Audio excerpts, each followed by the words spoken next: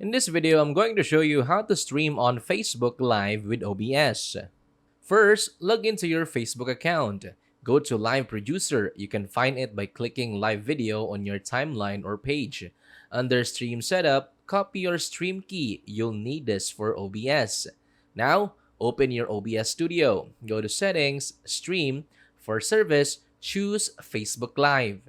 Now, paste your stream key into the box. Click Apply, then OK. Now, add your scenes.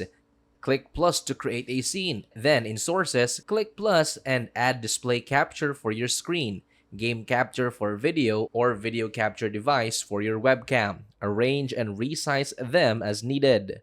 To go live, in OBS, click Start Streaming. Then, after that, go to Facebook Live Producer. You'll see a preview of your stream, add a title and description, choose your audience, then click Go Live. And that's it. That's how to stream on Facebook Live with OBS.